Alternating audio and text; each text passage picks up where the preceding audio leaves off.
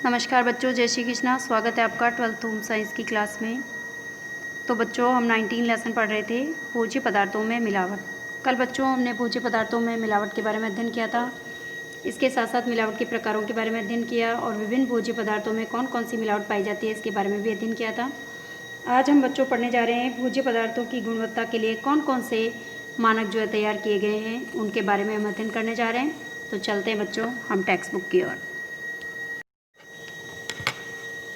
देखिए बच्चों, कल हमने पढ़ा था कि भारत सरकार ने 1954 के अंदर खाद्य पदार्थों में मिलावट को रोकने के लिए विभिन्न प्रकार के कानून बनाए, विभिन्न प्रकार के अधिनियम बनाए, जिसके अंदर उन्होंने जो है खाद्य पदार्थों का निषेध अधिनियम 1954 बनाया। अब देखो, इसको हम जो है 1900 खाद्य पदार्थ निषेध अधिनियम 1954 कहते हैं। इसके साथ साथ एक जो है और भी अधिनियम बनाए हैं, जैसे कि फल उत्पाद आदेश अधिनियम 1955 के अंदर बनाया गया।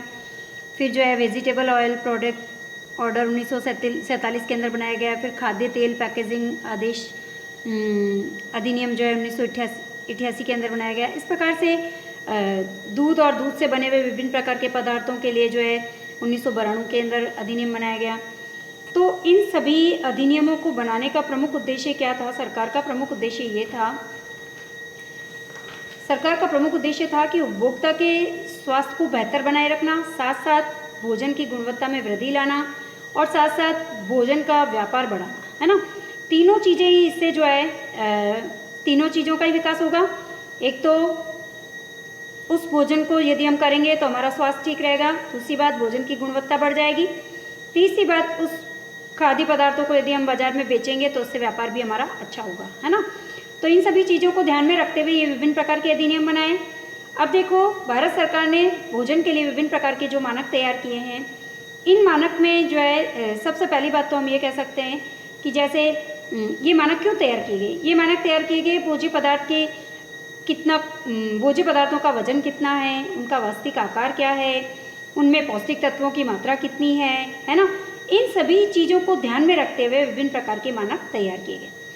अब विभिन्न प्रकार के मानक कौन कौन से तैयार किए गए? मानक की यदि हम बात करें तो इसके अंदर सबसे पहला हमारा है FPO है, फिर एग मार्क है, ISI मार्क है ना, और इसके बाद हम FSSAI के बारे में भी पढ़ेंगे, है ना। तो सबसे पहले तो ये मानक क्यों तैयार किए गए, इन मानक को हम कैसे समझ सकते हैं, कैसे हमें पता चलेगा इन मानकों के बारे में? तो सबसे पहले तो भोज्य पदार्थों का जो पैकेजिंग होता है, जो खाद्य पदार्थों का पैकेजिंग होता है, उसके ऊपर जो है भोज्य पदार्थों की न्यूनतम और अधिकतम मात्रा जो है निर्धारित होती है। इसके साथ साथ पैकेजिंग का तरीका सुंदर होता है। इसके साथ साथ भोज्य पदार्थ के बनाने की विधि भी उसके ऊपर जो है विधि लिखी होती है। इसके साथ साथ किन किन भोज्य पदार्थों का उपयोग कितनी मात्रा के अंदर उसके अंदर किया गया है, उसका भी ब्यौरा सारा होता है। इसके साथ साथ पैकेजिंग के ऊपर लेबल भी होता है। इसके साथ साथ ये कोई भी एग मार्क हो सकता है, इसके ऊपर ISI हो सकता है, FPO हो सकता है, एग मार्क हो सकता है, या फिर हम कह सकते हैं कि इसके अंदर FSSAI भी हो सकता है। तो ये मानक जो होते हैं इनको क्या कहते हैं? मानक कहते हैं। ISI क्या है? एक मानक चिन्ह है जो कि पैकेजिंग के ऊपर होता है। खाद्य पदार्थों की पैकेजिंग के ऊपर ये मानक चिन्ह दिया होता है और इस चिन्ह की सहायता से हम पहचान सकते हैं कि ये खाद्य पदार्थ जो है कितनी मात्रा में है, कितनी इसके अंदर शुद्धता है, कौन कौन से पदार्थ इसके अंदर मिलाए गए हैं, कितनी मात्रा के अंदर मिलाए गए हैं, क्या ये खाद्य पदार्थ जो है पहले से टेस्ट होकर आए हैं या नहीं आए हैं, इन सभी चीज़ों के बारे में इसके ऊपर जो है वो ब्यौरा होता है। तो मानक बनाने का प्रमुख उद्देश्य यही हो गया। अब चलते हैं कि FPO क्या है। FPO का पूरा नाम यदि हम देखें तो फ्रूट प्रोडक्ट ऑर्डर इसको हम कहते हैं, और इसके अंदर जो है भारत सरकार ने सबसे पहले फल उत्पाद आदेश के बारे में जनता को जानकारी देने के लिए 1946 के अंदर इस अधिनियम को बनाया था, और इसके बाद 1955 के अंदर जो है इसको आवश्यक वस्तु अधिनियम के तहत जो है वो लागू किया, 1955 के अंदर लागू किया, है ना। अब देखो, इसके द्वारा भी जो है हम पदार्थ की शुद्धता की जांच का पता लगा सकते हैं। FPO मार्क देखकर हम ला सकते हैं किसी भी खाद्य पदार्थ को, किसी वस्तु को खरीदने पर हम इसका विशेष ध्यान रखें। अब चलते हैं ये मानक चिन्ह उसके ऊपर है या नहीं है। अब चलते हैं एग मार्क क्या होता है। एग मार्क की बात करें तो भारत सरकार के मार्केटिंग और निरीक्षण निदेशालय जो है उसकी सहायता से जो है विभिन्न भोज्य पदार्थों की न्यूनतम गुणवत्ता को बनाए रखने के लिए ये मानक तैयार किया गया था।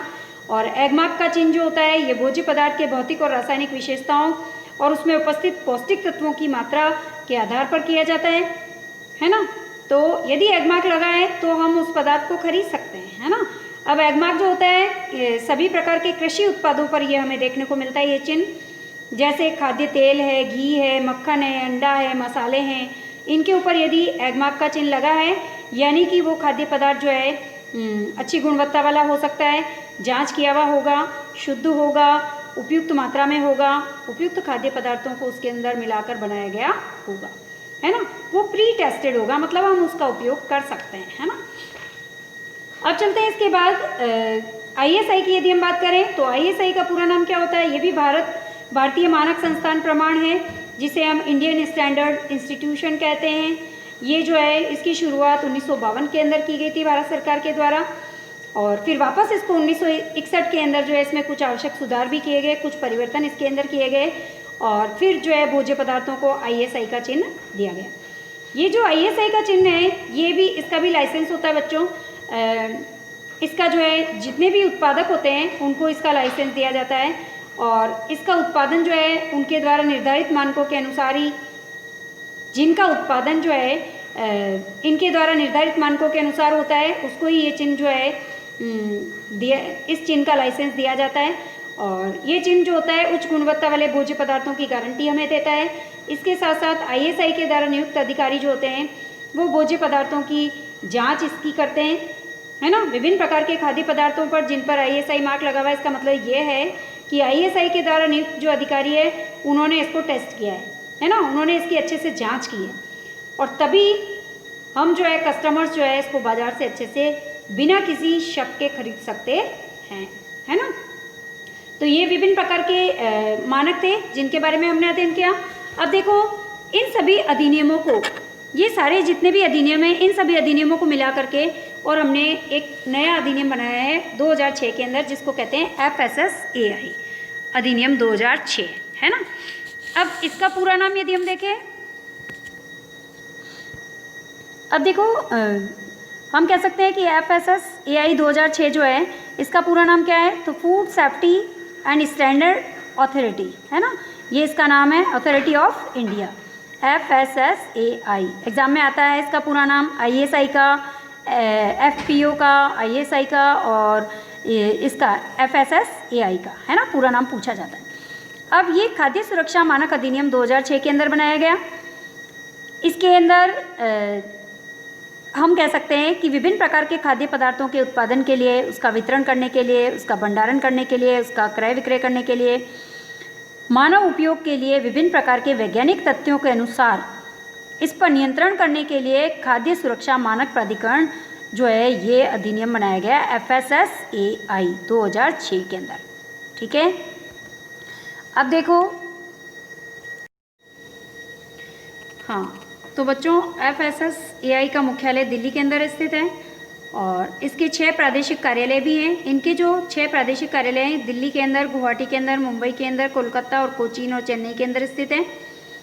और इसके अंदर जो है 14 रेफरल प्रयोगशालाएँ आती हैं, लैब्स आती हैं। इसके साथ साथ 72 जो है स्टेट और यूनियन टेरिटरी की लैब्स भी आती है। और पूरे देश के अंदर जो है 112 जो है हम कह सकते हैं प्राइवेट जो है वो लैब्स इसके अंदर नोटिफाइड की गई है ना, सूचीबद्ध की गई है। तो इस प्रकार हम कह सकते हैं कि खाद्य सुरक्षा और मानक अधिनियम 2006 के अंतर्गत FSSAI एक स्वयंसेवी संस्था है और इस अधिनियम के द्वारा इसे जो है विभिन्न प्रकार की जो है वो शक्तियाँ दी गई है। अब कौन कौन सी शक्तियाँ दी गई है इसके अंदर, सबसे पहले तो खाद्यान्न सुरक्षा के मानक तैयार करना, उनके कानून बनाना, ये जो है FSSAI कर सकती है।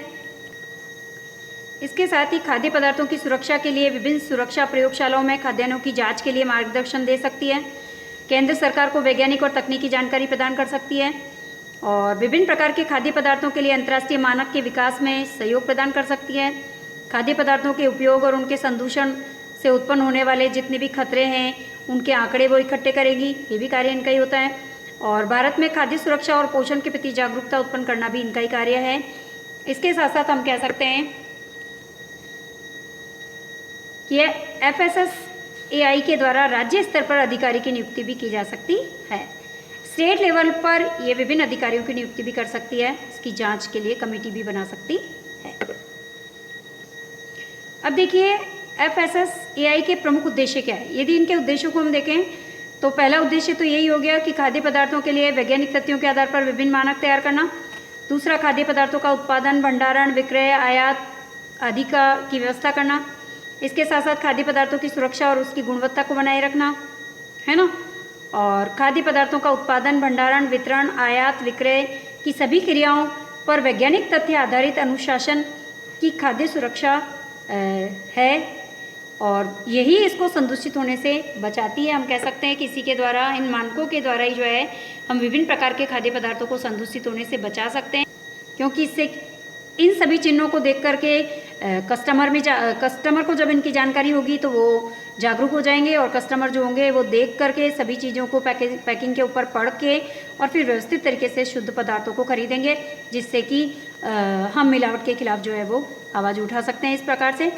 और सबसे पहली बात तो यही है कि विभिन्न प्रकार के कस्टमर को, जो जितने भी ग्राहक है, उपभोक्ता हैं, उनको जागरूक होना चाहिए, उनको शिक्षित होना चाहिए, उनको जो है विभिन्न प्रकार की सरकार के द्वारा बने गए सभी प्रकार के कानून है, नियम है, इनके बारे में जानकारियाँ होनी चाहिए। सभी प्रकार की जितनी भी योजनाएं निकलती है सरकार के द्वारा, उनके बारे में जो है जानकारी भी होनी चाहिए, ताकि वे उसका लाभ उठा सकें। और जब तक वो जागरूक नहीं होंगे तब तक विभिन्न प्रकार के मिलावटी पदार्थ जो है वो बंद नहीं होंगे। और तो मेरा यही कहना है कि विभिन्न प्रकार के मिलावटी पदार्थों से यदि हमें दूर रहना है तो हम जल्दी से जल्द जागरूक हों और विभिन्न प्रकार की जानकारियों को ग्रहण करें कि FPO क्या है, ISI मार्क क्या है, एग मार्क क्या है, FSSAI क्या है, इनके उद्देश्य क्या है ना। और इन सभी चीज़ों को ध्यान में रखकर हम किसी भी पदार्थ को खरीदें, ताकि हम मिलावटी पदार्थों से दूर रह सकते हैं। और इस प्रकार से जो है हमारा लेसन बच्चों यही कंप्लीट होगा। तो धन्यवाद बच्चों, जय श्री कृष्णा। और नेक्स्ट लेसन हम नेक्स्ट क्लास के अंदर पढ़ेंगे। धन्यवाद।